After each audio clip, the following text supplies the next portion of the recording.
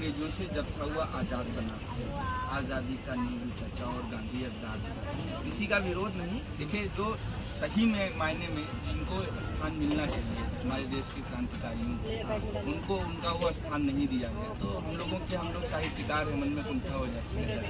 तो उन्होंने लिखा कि देश हमारा अंग्रेजों से जब था हुआ आज़ाद बना, आज़ादी का नेहरू चाचा और गांधी अवतार बना। गांधी बाबा सूद काटते, चाचा नीति बनाते थे, गोरी नीति विरोध में ये दोनों ही सड़क पे आते थे।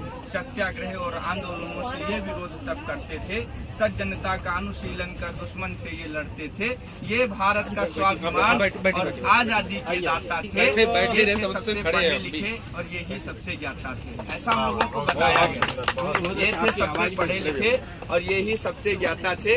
ये मैं ना कहता, मुझको तो यही सब बतलाया है।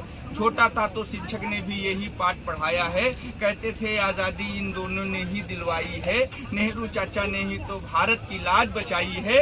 लेकिन मैं ना मानूं ना इनको इसका अधिकार लिखूं, आजादी का नाम आए तो चंद्रशेखर आजाद लिखूं। अरे माना तुम थे पढ़े लिखे और तुम ही सबसे काबिल हो, लेकिन चाचा चंद्रशेखर आजाद के तुम ही कातिल हो। आज भी लखनऊ के CID ऑफिस में उस समय प्रयागराज का जो पुलिस अधीक्षक था नाट बाबर, उसका लिखा हुआ बयान रखा है कि मुझे इस बात की जानकारी नहीं थी कि अल्फ्रेड पार्क में चंद्रशेखर आजाद जी हैं। मुझे इस बात की जानकारी नेहरू जी के द्वारा दी गई थी कि आप जाइए, अल्फ्रेड पार्क में आपका शिकार बैठा है।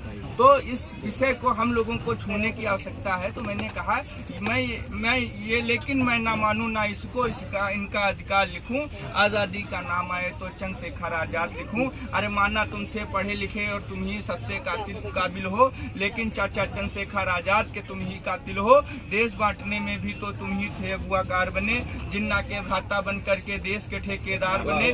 कश्मीर सब अपना होता यद तुम उनसे झुकते ना, वीर जवानों यहीं रुको यद सैनिक से तुम कहते ना।